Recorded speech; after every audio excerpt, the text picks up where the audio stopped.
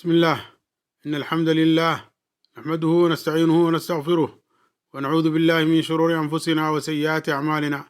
من يهده الله فلا مضل له ومن يضلل فلا هادي له، وأشهد أن لا إله إلا الله وحده لا شريك له، وأشهد أن محمدا عبده ورسوله.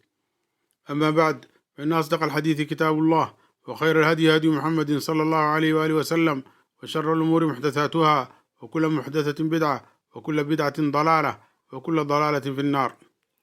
waxaan kusoo jirnay kitaabkii masaa'il aljaahiliya sheekh maxamed cabdulwahaab iska lahaa, annagoo kaalmaysanayna sharxii sheekh saalix bnu fawsaan alfawsaan. waxaan soo gaarnay masaladii 62 almasalatu athaaniyatu wasittuun, masaladii 62aad. sheekh saalix wuxuu uga dhigay cunwaan istinfaaru lmuluuki dida ahli lxaq. waa in loo habar wacdo boqorradii iyo nimankii madaxda ahaa si ay ula dagaalamaan dadka ahluxaqa ahaa oo ay u dhibaateeyaan.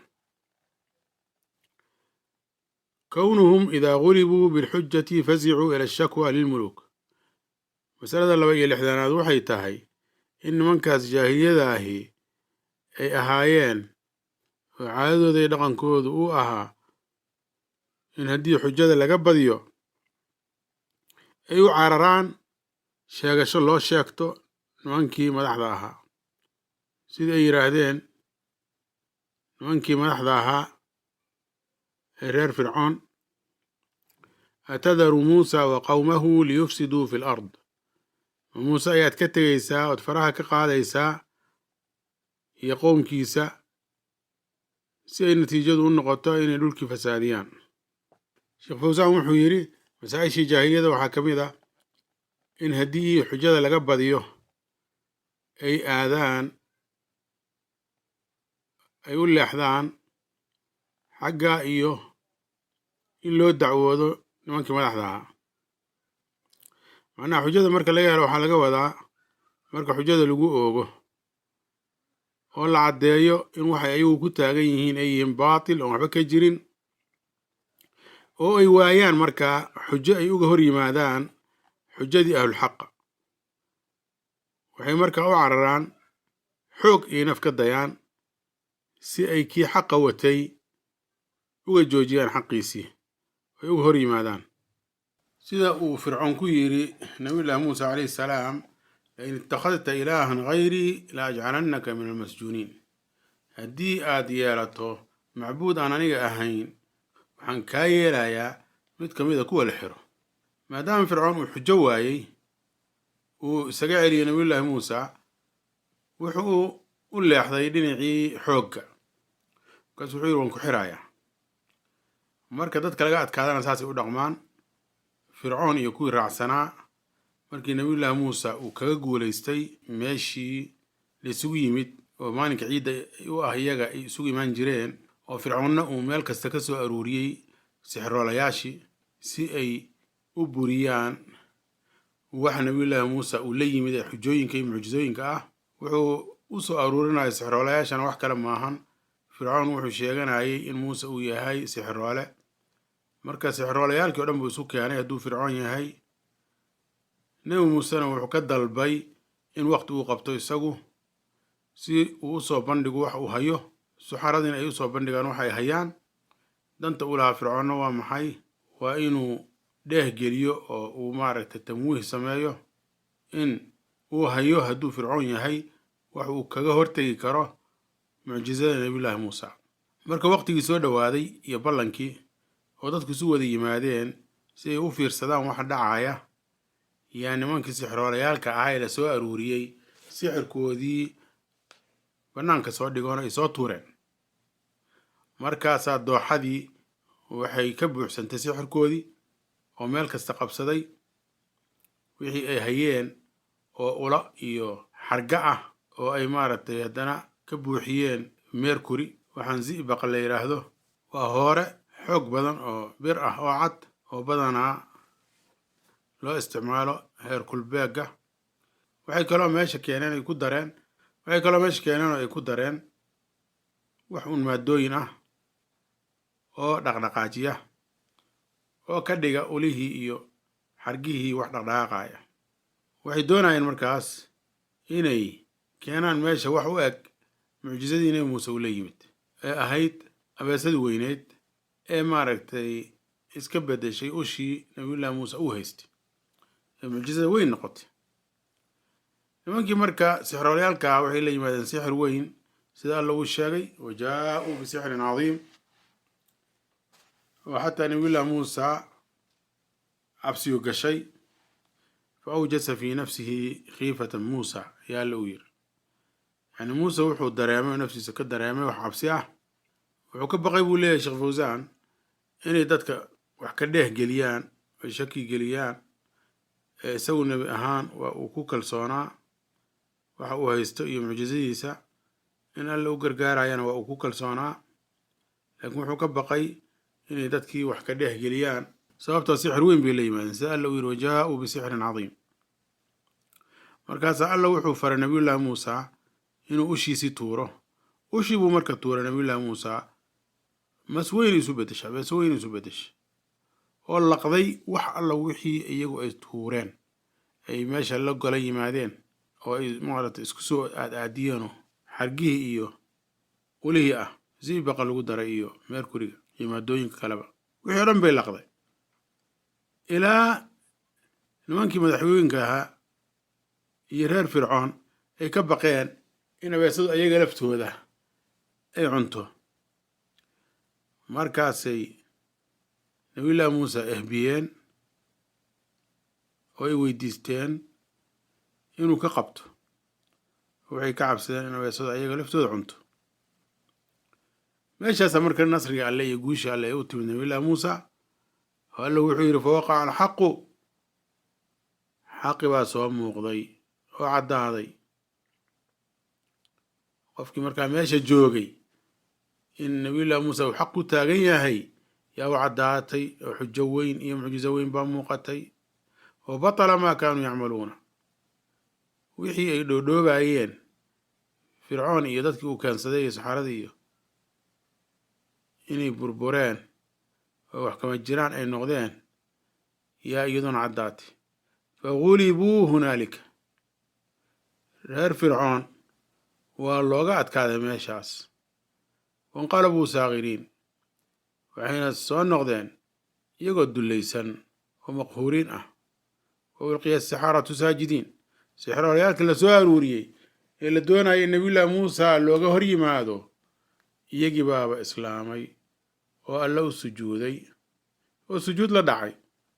qaaluu waxay yidhaahdeen, suxaradiioo isbedelay oo muslimiin noqday oo nabiyullaahi muusa iyo nabiyullaahi haaruun rumeeyey oo rabbigood rumeeyey yaa waxay yidhaahdeen, aamanaa birabbi alcaalamiin, caalamiinta oo dhan rabbigooda yaan rumaynay. rabbi muusa wa haaruun, nebi muuse iyo nebi haaruun rabbigoodii ahaa. fircoon marka shaqo kuma lihin waay, macnaha way ka tageen diinkii fircoon, diintii allay qaateen. sababtoo ah suxaradii waa niman sixirka yaqaanay ahaayeene waxay garteen waxa muuse uu meesha la yimid inaanay sixir ahayn bay ogaadeen. markii nimankii sixroolayaalka ahaa ay mu'miniin noqdeen oo isbedeleen oo diinkii ilaahay ay galeen oo alla u sujuudeen, yaa fircoon wuxuu ku handaday dil iyo inuu wari doono. wuu dila markaa, suxaradii wuu dilay alla rumeeyey ee alla u toobad keenay, waana uu daldalay, waa uu waray.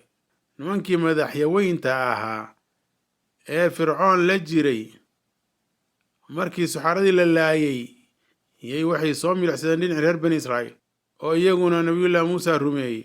markaasi waxay fircoon ku yidhaahdeen nimankii madaxweynta ahaa, atadaru muusa wa qowmahu liyufsiduu fi lard, ma waxaad ka tegaysaa muuse iyo qownkiisa inay dhulka fasaadiyaan oo dhulkii masar ay kharibaan, oo wayadaraka marka uu muuse kaa tago adiga cibaadadaadii iyo waalihataka in ilaahyadaadii uu caabudo aad caabudaysa. qaala wuxuu yidhi fircoon, sanuqatilu abnaa'ahum, wiilashoodan waan laynaynaa buu yidhi, waan dilaynaa. wanastaxyii nisaa'ahum, haweenkoodana waan reebanaynaa oo noloshaan uga tegaynaa si ay noogu khidmeeyaan. wa innaa fawqahum qaahiruun annaguna waan ka sarraynaa buu yidhi boqortooyadii maamulkii annagaa haysanno waan ka sarraynaa iyaga qaala muusaa nabiyullaahi muusa wuxuu yidhi liqowmii qowmkiis uu ku yidhi istaciinuu billaahi alla kaalmo weydiista wasbiruu dhibkana u dulqaata adduunyadu waa wax iska yar oo iska dhammaanaysa adoo iimaan leh dhimo ina alarda lilaahi yuurisuhaa man yashaau min cibaadih dhulka allah iska leh wuxuuna dhaxal siiyaa dhulka dadka uu doonay addoommadiisa ka mid ah waalcaaqibatu lilmuttaqiin ciribta wanaagsanina waxay u sugnaatay dadka alla ka cabsada ee iimaankana la yimaada wixii la farayna maaragtay la yimaada wixii laga reebana ka jooga shaahidku marku waa maxay meesha looga gol leeyahay sheekh fawsaan wuxuu leeyahay waa in nimanka madaxweynta ay reer fircoon ay dalbeen in xoog la isticmaalo oo fircoon bay maaragtay u dacwoodeen si uu xaqii u caburiyo iyo iimaankii waana sida fircoon iyo madaxweyntaas noocyadooda o dham ay sameeyaan waqti kasta iyo meel kasta المسائل الثالثة والرابعة والخامسة والسادسة والسابعة والستون مسألوينك سدحي اللحذانات أفر إيا اللحذانات شن إيا اللحذانات لح إيا اللحذانات تضبع إيا اللحذانات وشن مسألة هل ما لسوك كان الشيخ فوزان عنوان وقدقي رميهم أهل الحق بما هم براء منه وأنوانك جاهلية ذاها إن يكون جنان dadkii ahlu xaqa ahaa ee xaqa u saaxiibka ah wax ay beri ka yihiin oo lagu been abuurto sheekh maxamed cabdilwahaab wuxuu leeyahay ramyuhum ahla alxaqi bisifaati damiima nimanka ahlu jaahiliyada waxaa dhaqan u ahaa oo lagu yaqaanay inay ku ganaan dadka ahlu xaqa ah arrimo xuxun iyo tilmaamo aada u liita ramyuhum iyaahum bilfasaadi fi lard waa in mathalan lagu gamo oo kale inay dhulkii fasaadinayaan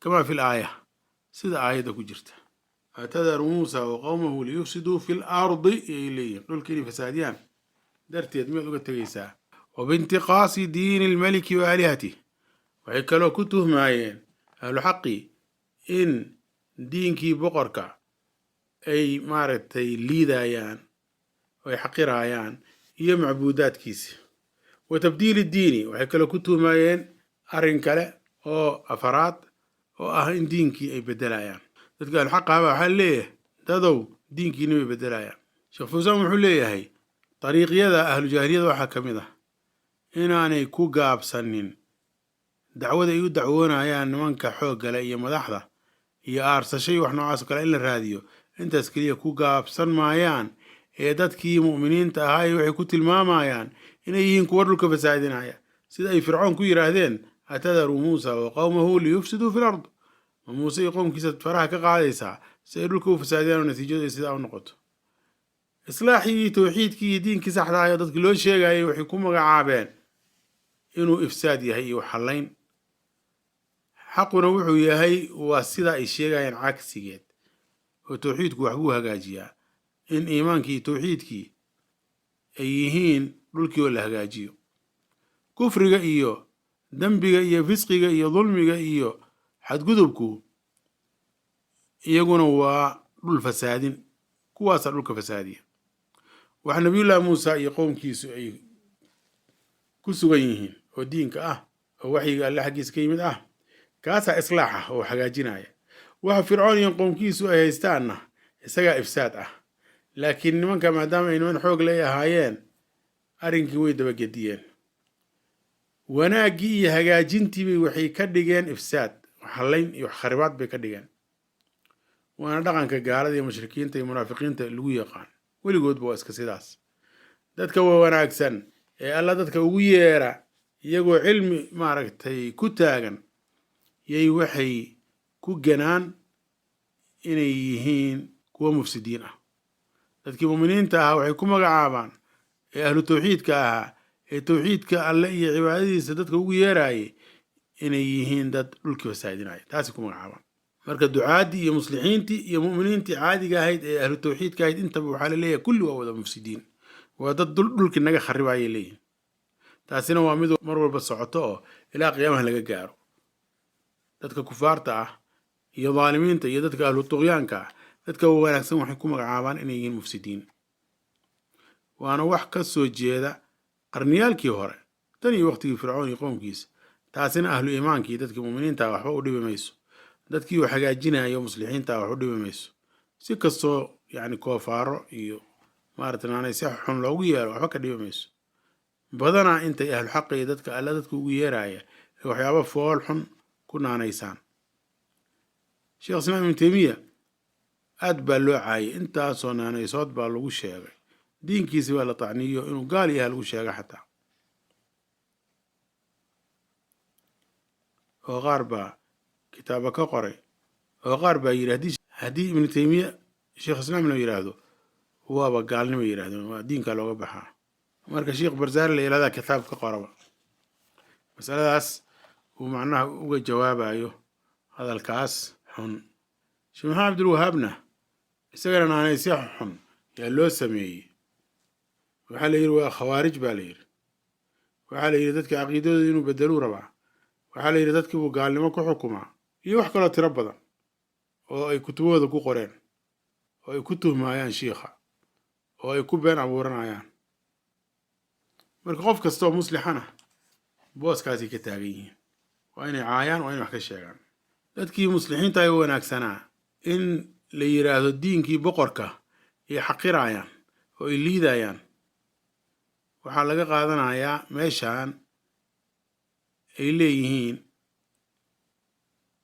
oo yadaraka waxaad ka tegaysaa muuse qoomkiisa inay dhulka fasaadiyaan oo adigana kaa tagaan adiga cibaadadaadii iyo ilaahyadaadii inay caabudaan. meel kalena alla wuxuu yidhi isagoo fircoon wuxuu uu ku hadlay sheegaya innii akhaafu. fircoon wuxuu leeyahay anugu waxaan ka baqayaa an yubadila diinakum, muuse inuu diinkiina bedelo. marka ahlu jaahiliyadii iyo dadkii shabahay intuba waxay ku tirtirsiyaan dadka xooggale iyo dowladaha dadka muuminiinta ay ku diraan ee alla dacwadiisa u taagan ee dadka xaqa ugu yeeraya ee dariiq toosan ku taagan. iyo waxay leeyihiin iyagoo ku diraya nimankii madaxda ahaa dadkaani dowladdiinnii iyaba inka burburinaya inka fasaadinayaan. diintiinni iyo siyaasaddiinni iyayba horar ku yihiin.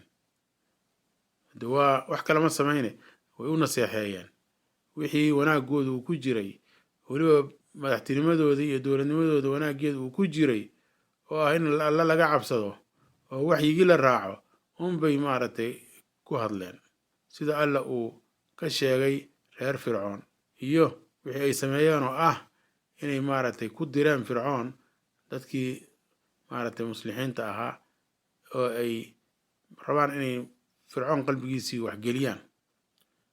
waa markii muuse calayhi salaam uu ugu yeeray inay allah kaliya caabudaan oo aysan cibaadadiisa wax kale la wadaajinin.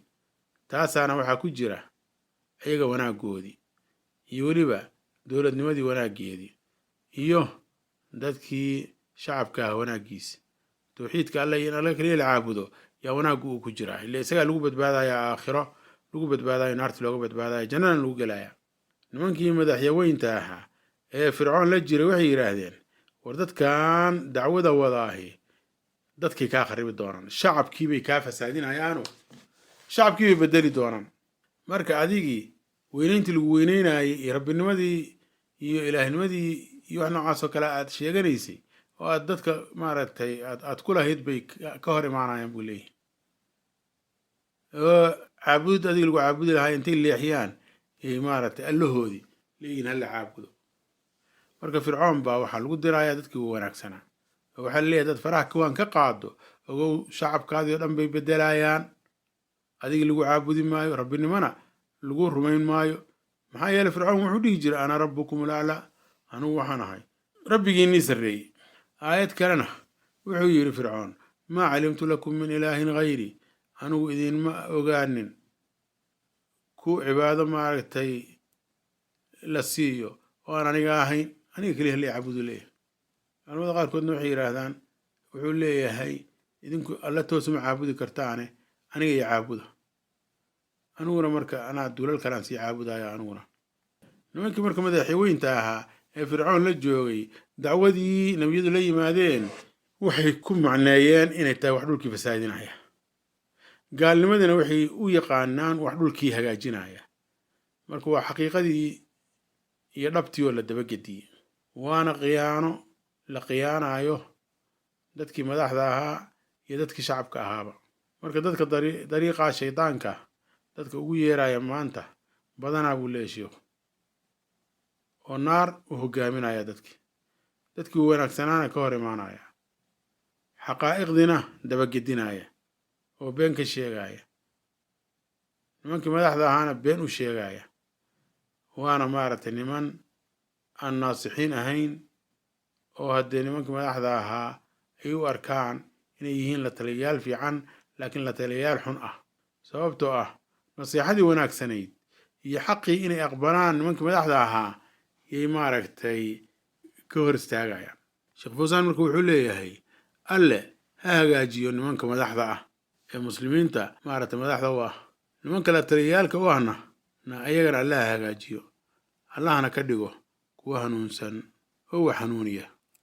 meeshan shiikhu uu yidhi masaa-ishii jaahiliyada waxaa ka mid ah iyo dhaqankii jaahiliyada lagu aqoon jiray inay dadka wanaagsan ku geenaan in ilaahyadii boqorka ay macnaha xaqirayaan sida aayadda ku jirta. masaladan waxay raacsan tahay tii ka horreysa ee alla uu aalu fircoon ka sheegay markay yidhaahdeen atadaru muusa wa qowmahu liyufsiduu fi lardi wayadaraka wa aalihatak. ma muusad ka tegaysaa isaga iyo qoomkiisa si ay dhulkii u fasaadiyaan oo ay uga tagaan adiga cibaadadaada iyo cibaadada ilaahyadaada adiga. yacni ilaahnimada aad ayaga dadka ku lahayd iyo cibaadadii ay ku caabudayeen yay maaragtay faraha ka qaadayaan bay leeyihin. marka aduu nin maaragtay odaya baa tahay, nin aada u weyn baa tahay. haddii aad dadkaa faraha ka qaado oo aad u dhaafto inay allah dadka ugu yeeraan, haddee ogow maqaamkaadii iyo darajadaadii yay hoos u dhigayaan.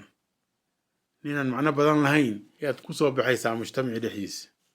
marka waa inaad u degdegtaa inaad ka takhallusto si haybadaadii iyo maaragtay maqaamkaadii iyo darajadaadii ay u sii joogto. taasina marka waa khiyaano la khiyaanayo fircoonkii laftiisa. looma naseexayn, halaagna waa loogu sabab noqday. ile xaqi inuu diido iyo taasi sabab noqotay, tiina waxay dhashay in la halaago oo adduunkiiba lagu ciqaabo, aakhirana cadaab ka sii weynu uu u dambeeyo. marka wax aada loola yaabo. allihii weynaa ee khaaliqa ahaa ee cibaadada mudnaa ee cerkay dhulkaba abuuray waa ay maaragtay tanaqusayaan oo hoos bay u dhigayaan. wax dhibana ma arkaan arrinkaas. laakiin nabiyullaahi muuse iyo qoomkiisii haddii ay fircoon iyo qoomkiisa u naseexeeyaan oo wixii lagu liibaani lahaa ay tusiyaan oo weliba maaragtay dowladnimadii iyo boqortooyadii kusii baaqi ahaan lahayd, waa ceebeynayaan. muuse iyo qoomkiisii ceebeynayaan. marka la taliyayaalka xuni saasay mar walba sameeyaan. sidaa darteed nimankii madaxda ahaa waxaa saaran oo looga baahan yahay inay samaystaan la taliyayaal wanaagsan oo u naseexaynaya.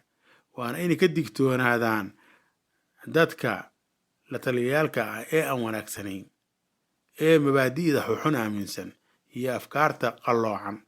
sababtoo ah wixii lagu halaagsami lahaa ay kugu yeerayaan. magacyo kale oo duwan ha u yeelaan. diin nacaybkii yaa waxaa dhici karta in loo bixiyo xorriyad, liberaaliya wax la yidhaahdo, dimuqraatiya wax la yidhaahdo, magacyo kala duwana loo yeelaa.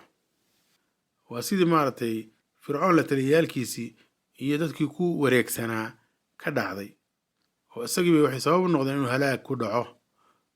xaqii isagina waa ay kala dhex galeen.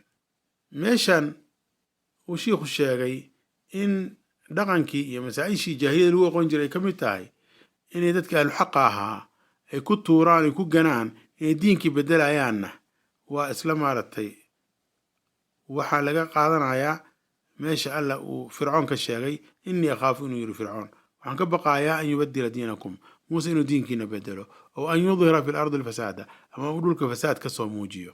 meeshan uu shiikhu sheegay inay masaa-ishooda ka mid tahay inay dadkii u wanaagsanaa ku ganaan inay diinkii boqorka ay liidayaan ay xaqirayaan waxaa laga qaadanayaa wayadaraka wa aalihatak inay markaa kaa tagaan oo muuse uu kaa tago iyo qowmkiisii adiga iyo kuwaad caabudaysa labadan mas'ale marka fircoon waa ay ka dhacday oo markii nabiyullaahi muusa ee ahaa nebi alla uu la hadlay uu dacwadii usoo jeediyey fircoon yaa maaragtay fircoon saas nabiyullaahi muusa ku sheegay uu dadkiina uga digay inay dacwadii nabiyullaahi muusa aqbalaan fircoonna wuxuu dadki isaga dhigay inuu isaga laftiisu dadka u naseexaynayo oo shacabkii uu u naseexaynayo diinkiini baan ilaalinayaa buu leeyahay dhulkiini si uu hagaagsanaa lahaa baan ka shaqaynayaa buu leeyahay marka muusaba waxaa la leeyahay waxaan ka baqayaa inuu diinkiina bedelo oo an yudhira fi lardi alfasaad ama dhulki uu fasaad ka soo daahiriyo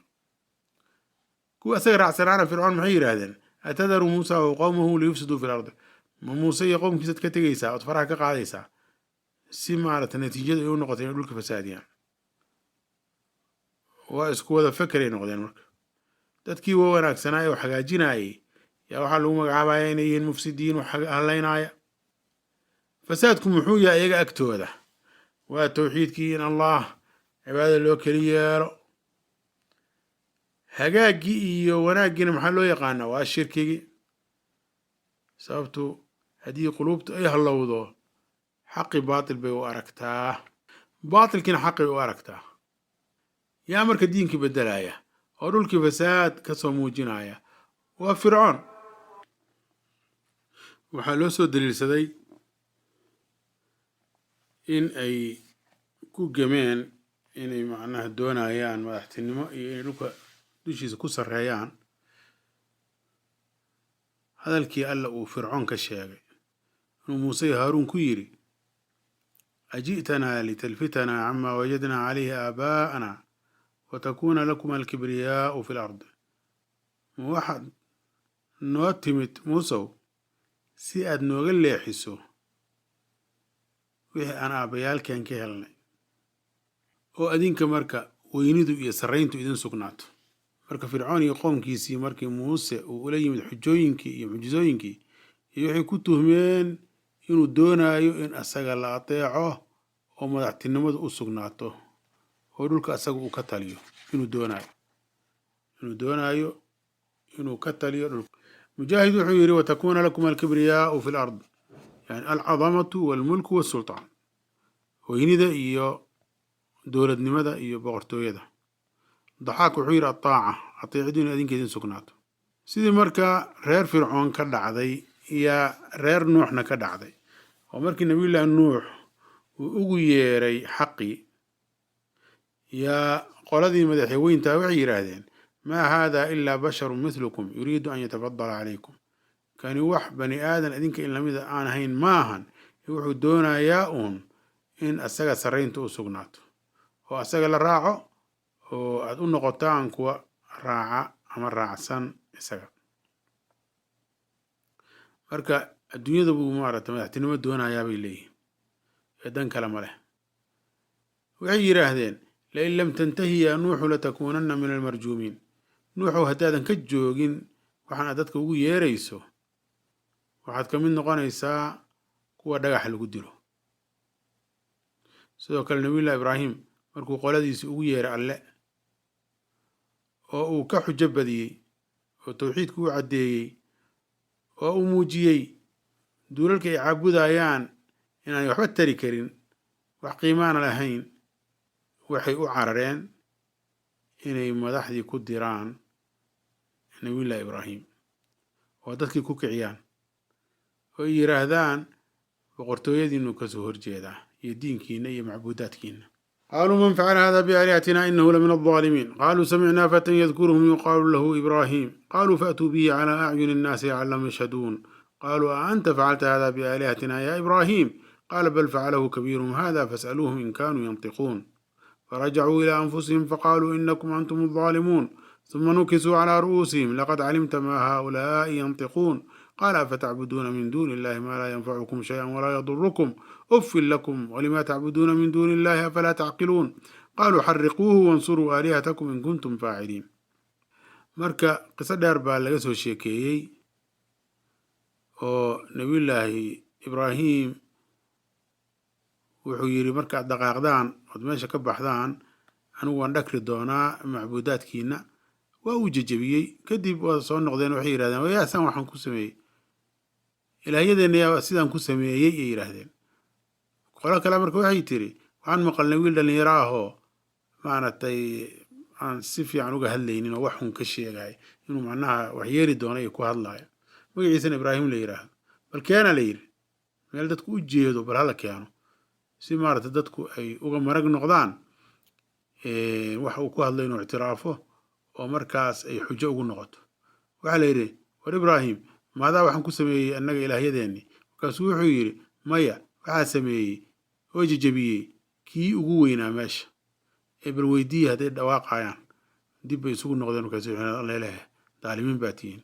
madaxii hoos u raariciyeen. waxay yidhaahdeen war ibraahimo waad ogaatay in kuwaana aanay hadlaynin. markaasuu wuxuu yidhi ma waxaad caabudaysaan alla sokadiis wax aan wax idin taraynin haddii la caabudo, waxna idinka dhibaynin haddii la iska dhaafo caabudaadooda. foolxumaa idiin sugnaata buu yidhi uffin lakum, adinka iyo waxa aad caabudaysaan alla ka soka, ma waad wax garanaynina.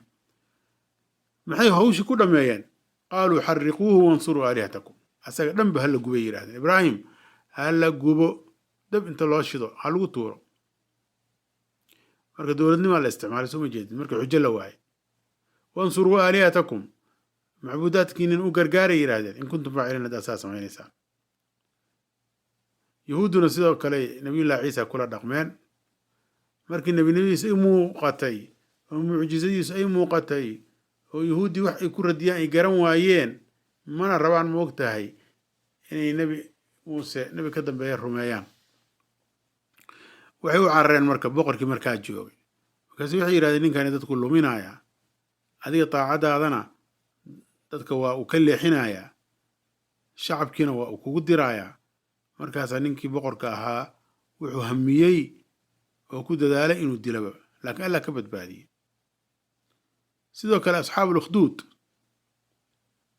wiilkii muuminka ahaa markii uu xujadii ka badiyey gaaladii oo tawxiidkii u caddaaday oo dadkina alle ay rumeeyeen oo diinkii boqorka laga tegey, nimankii boqorka maaragtay hoos joogay oo hareerihiisa joogay way u sheegteen wixii laga baqaayay.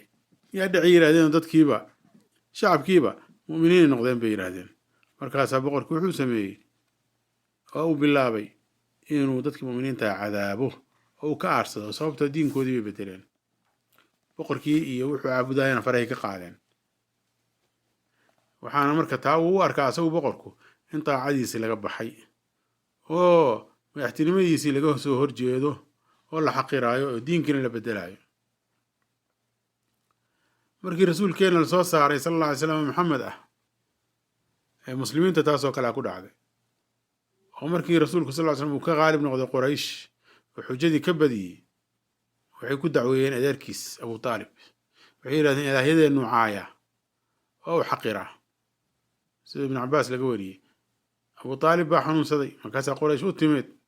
rasuulkiina sal ly slam waa uu soo ziyaartay abu taalib. meel baa ka banaanayd marka madaxiisa agtiisa. markaasuu fariistay. abujahal baa ha ka istaagay meeshii, waa uu fariistay marka rasuulku sal ly slam.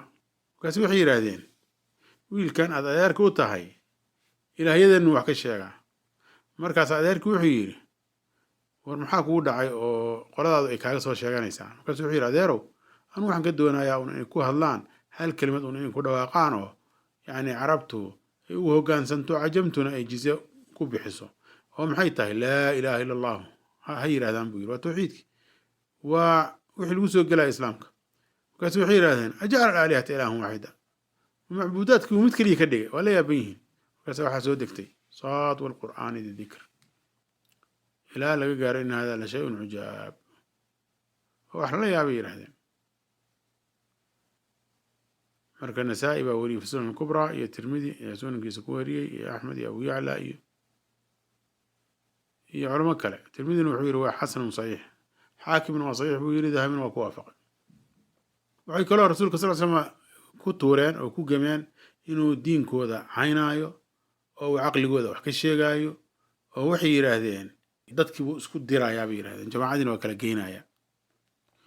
oo cabdullahi bin camr yaa wuxuu yidhi qoraysh baan maaragtay u imid buu leeyahay oo maalin bay waxay isugu yimaadeen xijrigii kacbada rasuulka alayhi sal ly slam ka sheekaysteen waxay yidhaahdeen walla ilaah sabarka aan u yeelanay ninka oo kale lama arag caqligeenni buu wax ka sheegay aabbayaalkeen buu caaye diinkeenni buu caaye haddii hadda aabbayaalkii ma ogtahay diintoosan kuma taagnin haddii la yidhahdo caay bay ka dhigayan iyagu jamaacadeeni buu kala geeyey ilaahyadeeni buu caay ay yidhaahdeen axmed baa weriyey saxaabadu markii ay xabasho aadeen oo ay hijroodeen markii lagu dhibay mako quraysh maxay sameeyeen kama ay saharin boqorkii xabashay u tageen markaasay rabaan inay ku diraan waxay la gaartay sheekadu inay yidhaahdaan nimankan aad soo dhawaysanayso ciisay baa ahayaanay yidhahdeen waxbay ka sheegaan annagana diinkeenna way ka soo tageen diinkaadina ma aanay gelin boqorow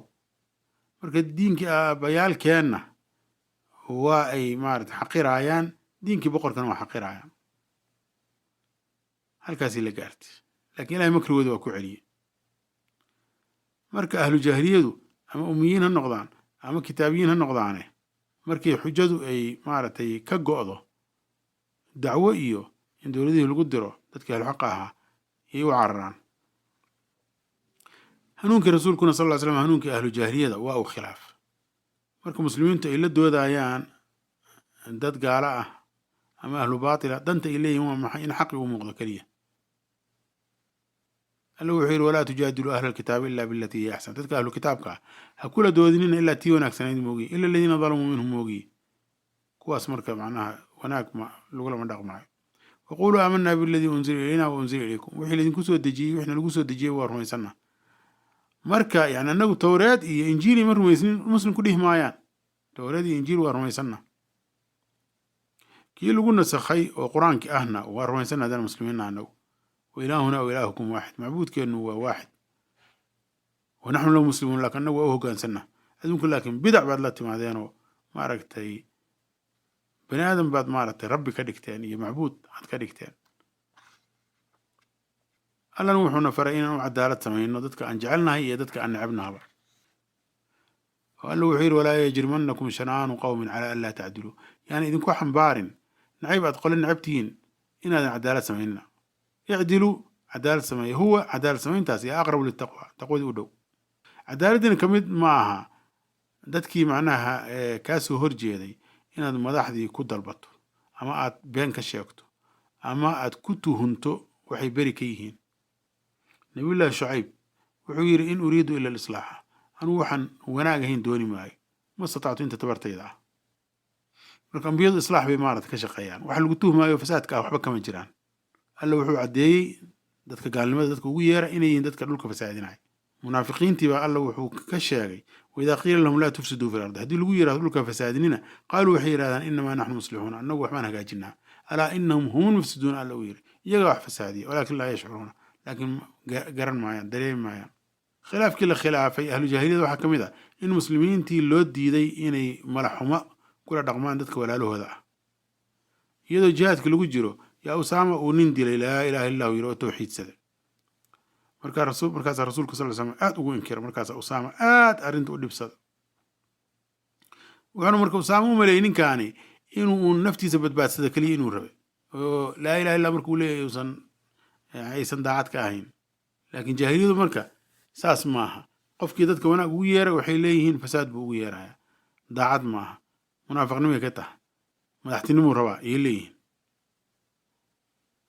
marka ahlu jaahiliyadii waxaa dhaxlay qolooyin baa dhaxlay waqtiga hadda aan joogno ahlu bidca marka loogu yeero inay bidcadooda ka tagaan oo sunnadii usoo noqdaan oo xujada maaragtay ay waayaan dowladihii bay dadka ku dacweeyaan waxay leeyihin nimankaas macnaha idin khilaafsani way idin caynayaan bay leeyihin diinkiinni iyo macbuudaadkiinni bay caynayaan xaqii aada madaxii ku sugnaydeen ay maaragtay dadkii ka leexinayaan bidca cusubna dadkii way ugu yeerayaan oo aabbayaal iyo awooyaal aysan aqoonin saasay marka u dhaqmaan ahlu bidca xataa casrigan jooga wabillahi tawfiiq